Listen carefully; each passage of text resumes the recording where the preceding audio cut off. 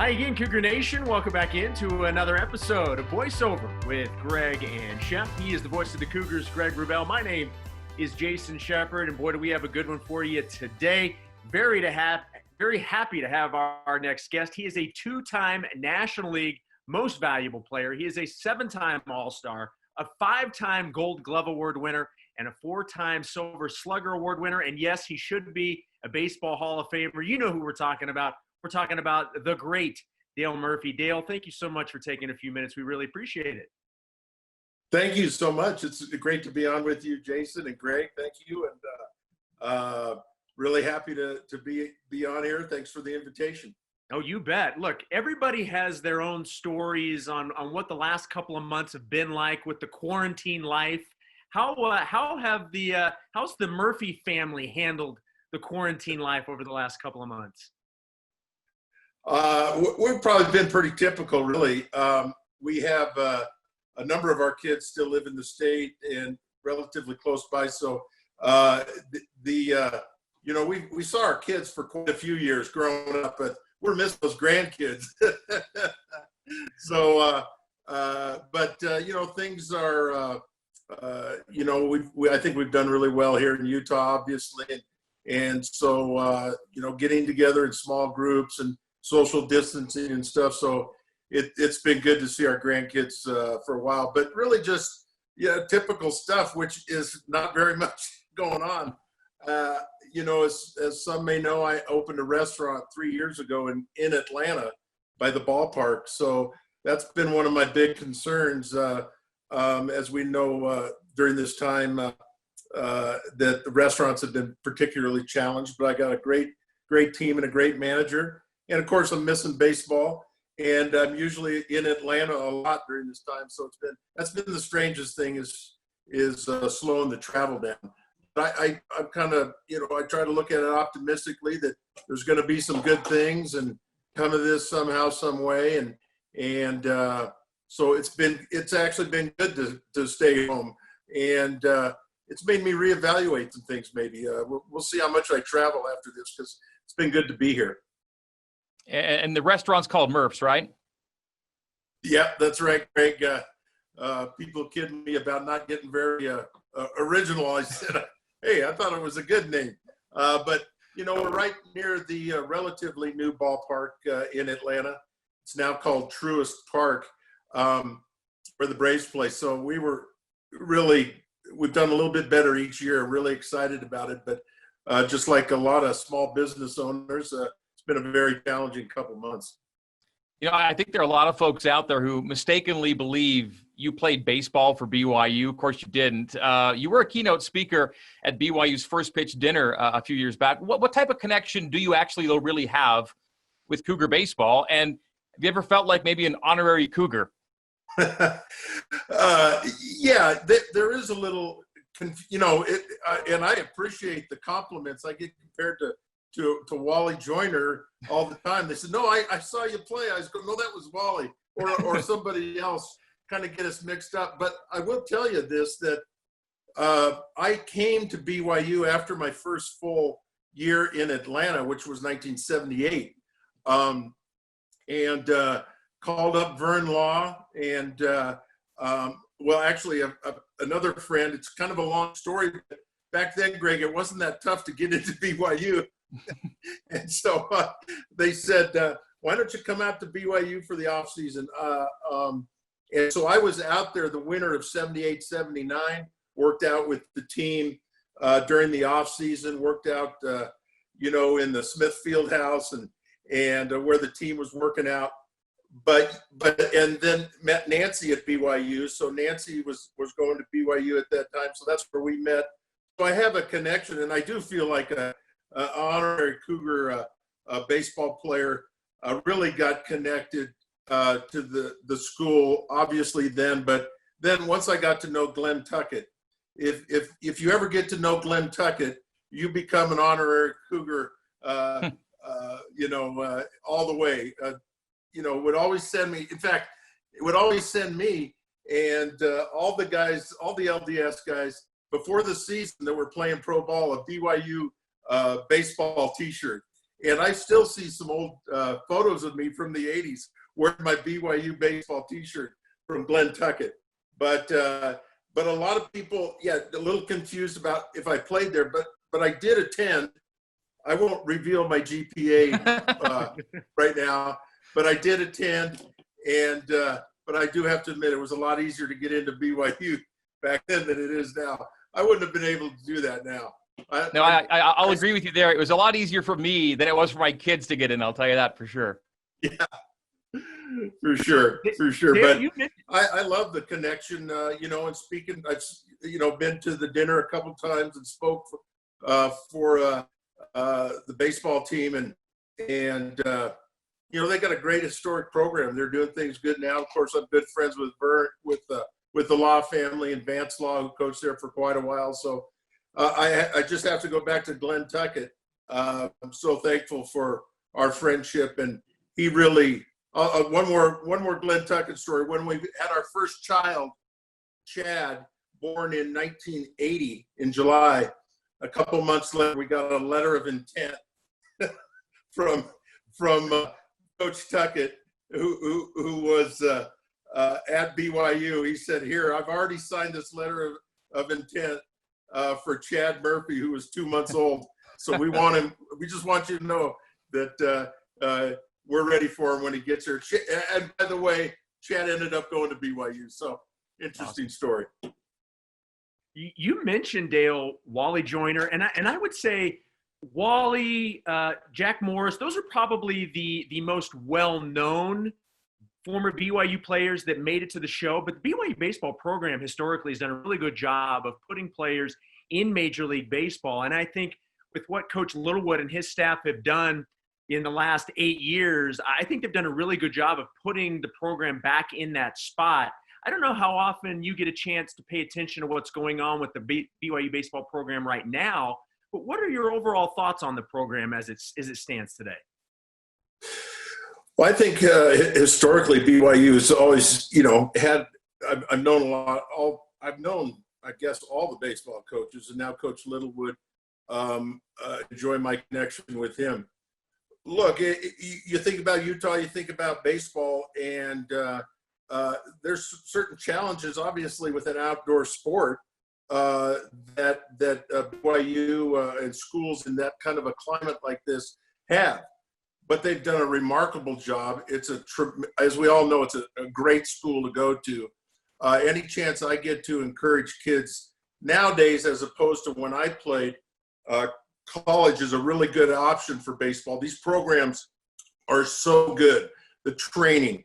And Coach Littlewood has got a state-of-the-art facility. They've done a number of things. I mean, who would ever thought 40 years ago there would be correct me if I'm wrong, I believe it's the heated infield. And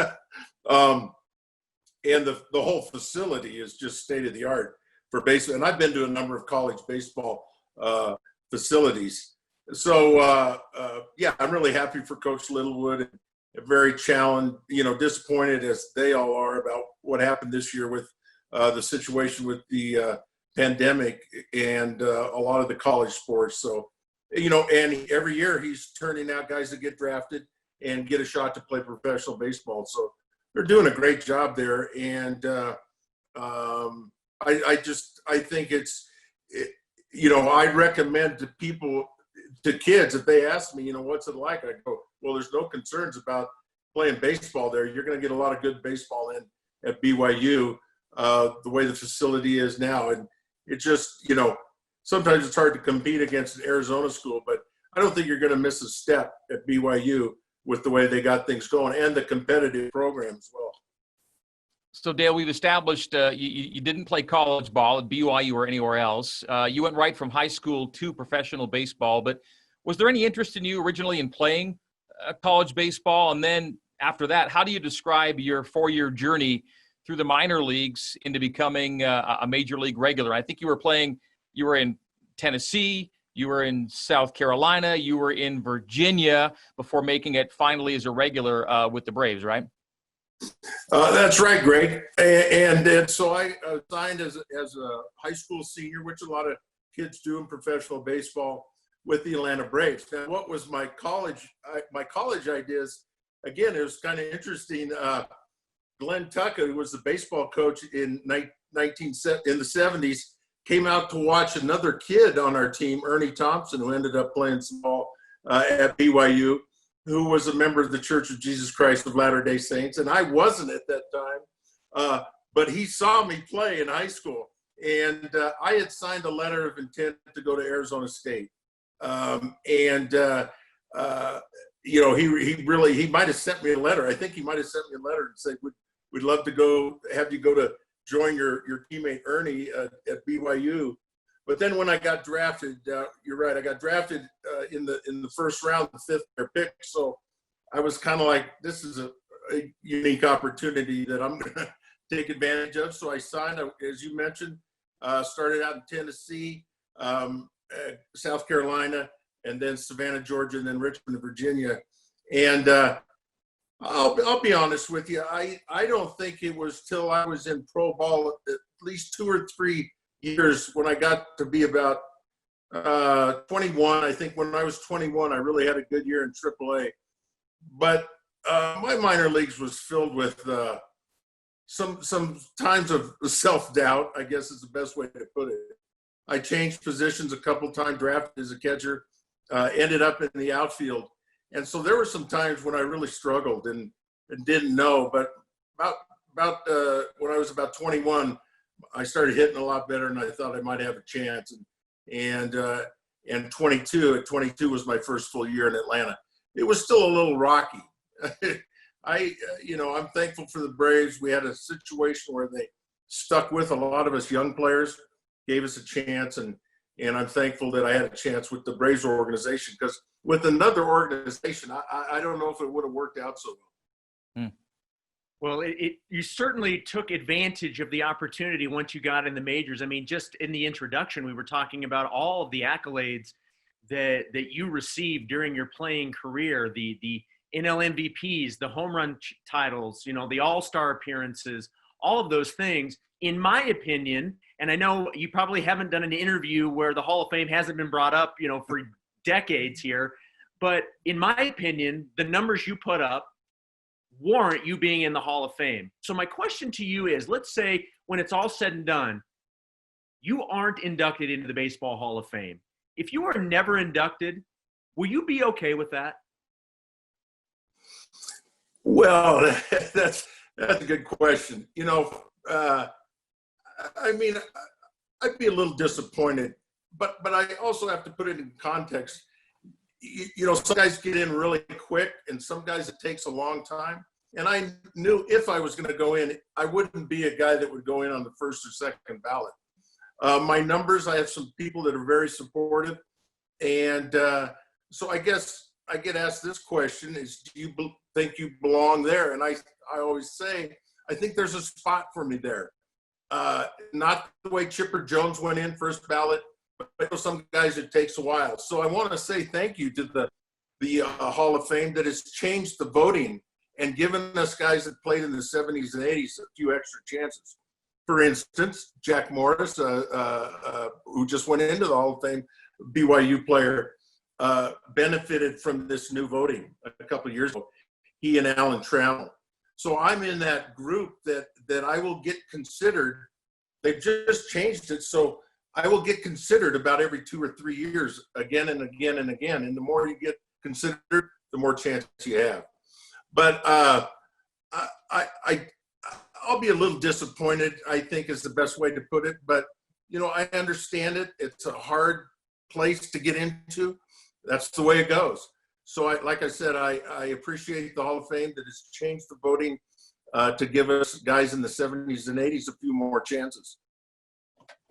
Dale, turning it back to the COVID crisis for a minute, do you get the sense that Major League Baseball is going to make it back and look again like baseball this summer? And the scenarios are pretty complicated, but can you see everyone getting around it to a point where, they play games again? Well, you're right, Greg. Complicated. I've seen the proposal and what's been online and all that they have to go through. The Korean Baseball League, I guess, has shown that you can do some things and still be very safe. So I'm optimistic. It's going to look a little different, but I don't really have a problem if they make some changes, expand the rosters, put the DH in the National League. I think that's an eventuality anyway. So I'm optimistic, and if I was a player, I would certainly not look forward to a year without competitive baseball. That would have messed me up. These kids have played a lot more. They're probably a lot more adaptable, but growing up, they played a lot more baseball than we did, my generation. But I'm optimistic, Greg. I think they're really trying hard. We all miss baseball. And I'm optimistic, cautiously optimistic that they're going to figure this out. But I think, we're in May here. We go through June. I think things are going to get really clear in June if this is really a possibility. They're talking about starting July 4th, I think. And we're all saying, next 2 weeks, next 3 weeks. But I think June is going to be really critical about the possibility. And I'm just keeping my fingers crossed. It's going to look a little different, but who knows? Some of the changes could be permanent someday. I think there are a lot of us that just want baseball. However we get it, we just want to have baseball, whether it's with fans, without fans, just the ability to have it. And Dale, for the majority of Major League Baseball's history, it's been known as America's pastime. And certainly you don't come back just because of this, but I think – how much of an opportunity do you think Major League Baseball has to bring back some of the clout that it had as America's pastime, if it can come back and give sports fans something to enjoy again? Yeah, they got a great opportunity. Isn't it interesting to think about the history of our country and of baseball, that it's never stopped through all the wars and everything. Our culture loves sports, loves the game of baseball. We got some of the best. The real challenge for me is not seeing baseball is we got the best players in the history of the game at the youngest age that they've ever been. The top 5 have never been this young before, and led by Mike Trout. So we're really missing a unique opportunity in baseball. And so I think they realized that to get back, I think baseball is connected. You think about 9/11 and getting that first pitch back. It's going to be a little different in this situation, but just the fact that we'll have, I think baseball, entertainment in general, professional sports and entertainment, we need diversions. We have a lot of challenges in our lives, even when we're not going through something like this. Baseball and entertainment and sports is something to kind of break the monotony and break the challenges we have, and that's a good thing. And I would agree with you. If there's ever a time where we need some kind of thing to watch and be entertained by and have some fun, is now, because this has been a very challenging situation. So baseball's got a chance to really help us as a country get through some of this stuff, I think. Yeah, no, I agree with you 100%. And, one of the storylines going into this season, obviously, was the Astros cheating scandal. And that really, because of the situation and no games, that story has taken a back seat. And before this, the big scandal, if you want to call scandal, is the PEDs. And recently, Jason Giambi said he thought that what the Astros did was just as bad as the PED issues that baseball faced. Do you agree with that? Do you think that they're on the same level?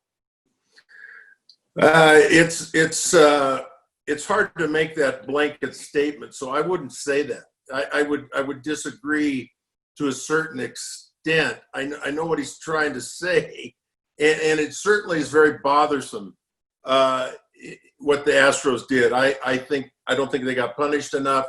I think the Astros would have made a great gesture and given the trophy back instead of saying it's rightfully ours. We got it. I don't think they handled it well. But to say for the years and years that we had, I guess we could call it rampant performance enhancing drug use, was a larger systemic problem. So I would disagree. I'm not saying, I understand. I think the Astros should have been punished more, but so many things changed during the steroid era.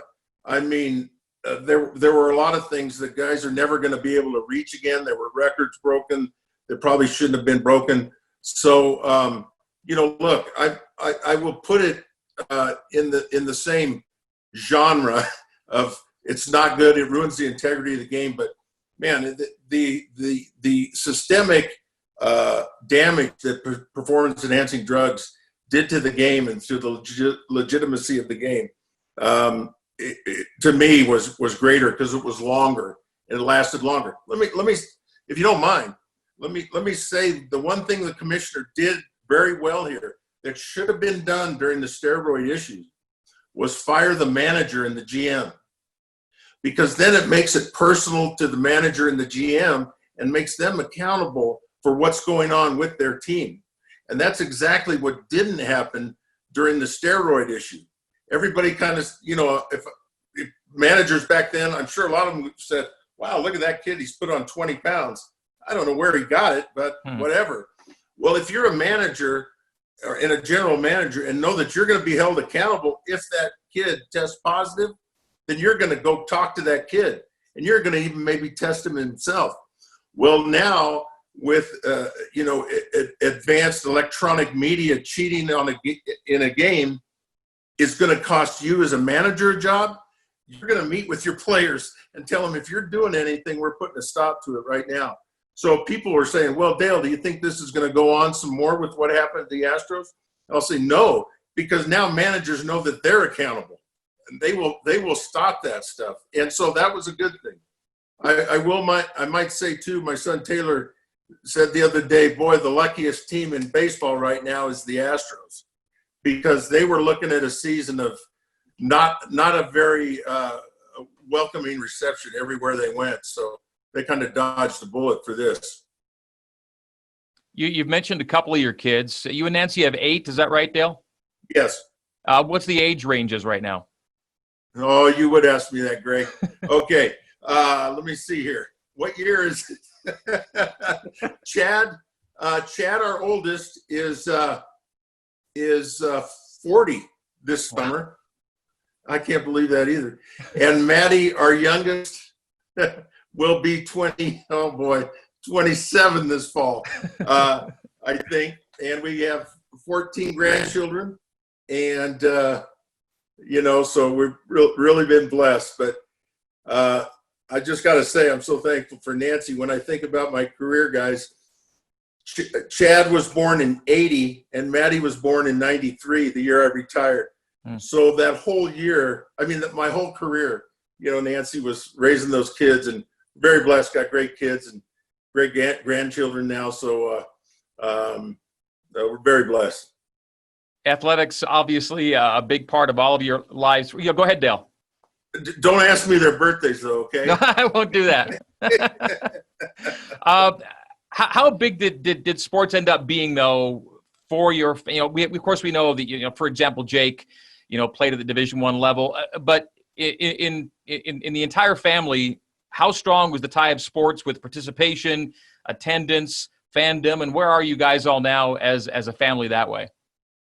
Well, I think we learned a lot, as most parents do, trying to figure out what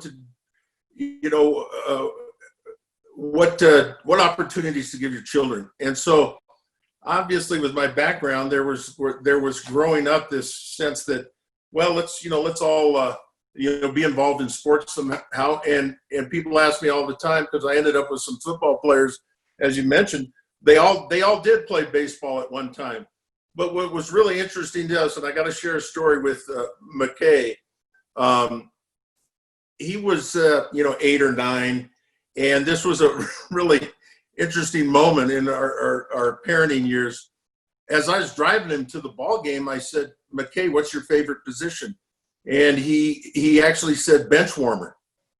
And I laughed because McKay was all, it was funny, but he was always cut up. And I said, no, seriously, what's your favorite position? He said, no, it really is my favorite position. And so I think he he liked to play baseball, but he loved playing with the little puppy dog that walked by or whatever. And I reminded him he was playing the outfield a couple of nights ago, and I said, you made a great throw from the outfield. You threw that guy at second. And he said a real interesting thing. He said, Dad, I may be good at it, but it doesn't mean I like it. And I thought to myself, wow, that's kind of profound, because what we found was our kids were good at a lot of things, but they liked certain things more than they liked. So I've ended up, like Chad's a professor in the business school at Oregon State. I have an artist. I have a lawyer. I have kids that are doing a lot of different things. A couple of my kids are working here locally for a couple of the startups here in Utah Valley. And so I have another son that's a programmer and internet. I'm messing it all up what he does. But the point of it is we wanted them to learn some things from sports, but we also wanted to understand what they like to do and try to give them the opportunity. I think the real challenge, I'll end the answer with this, Greg, is what's really interesting for me is when they were really good at a sport, but they didn't necessarily enjoy it. I thought that was a real, they have a number of different talents that they may like to do something different, even though they like a lot of things. So as a parent, you got to be careful, because, you know, being an athlete or professional athlete or any of us, we tend to push them toward what we want to. You got to be very careful. Find out what they like to do and give them that opportunity. We're all missing sports in one way or the other right now. How has the COVID-19 crisis, or has it, Dale, led you to any maybe conclusions about the role of sport in society these days? That's a good question, because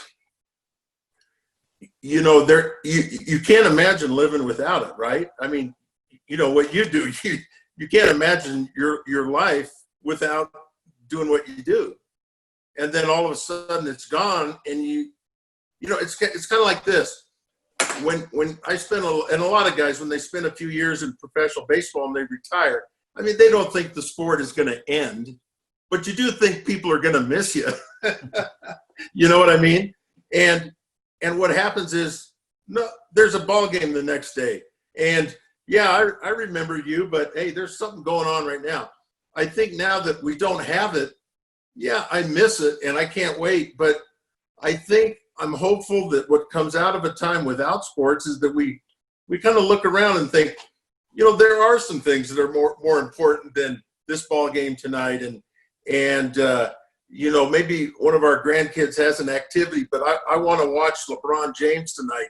You know, that's something I really like to do, or something like that. Well, you know, life is going to go on without sports. So it's been kind of humbling. Does that make sense? You start to think, wow, we're professional athletes. We got something real cool here. Well, you know what? Life goes on, and there's a lot of challenges. So maybe it's made some athletes more aware, and maybe it's made us realize that, you know, we love our sports. Maybe sometimes we go a little bit overboard. Does that make sense? Dale, we can't thank you enough for doing this. The one word that has always come to mind for me when I think about you is class. You have always been such a great representative of Major League Baseball, of your faith, and just being a really class act. Cannot say thanks enough for joining us today. And I know I speak for a lot of people when I say we are hoping that one day you get that call as a member of the Baseball Hall of Fame, because there's no doubt in my mind you deserve it. Thank you so much for taking a few minutes today. We appreciate it. Thank you. Thanks, Jason. Great to be with you, Greg. Anytime. Appreciate being on. Thanks for those kind words. Yeah, Dale, this was really a treat. I thank you as well, along with Jason, for spending some time. We'll tell our fans as we wrap up that you can find every episode of VoiceOver with Greg and Shep on the BYUtv Sports YouTube page. Plus, you can listen to the audio version by subscribing to Behind the Mic with Greg Wrubell, or by going to the show page on BYUradio.org. And don't forget, for even more Cougar sports content, live or on demand, and make sure to download the BYUtv and BYU Radio apps. For Dale Murphy, my partner Jason Shepherd, I'm Greg Wrubell. Thanks for tuning in. Go Cougs.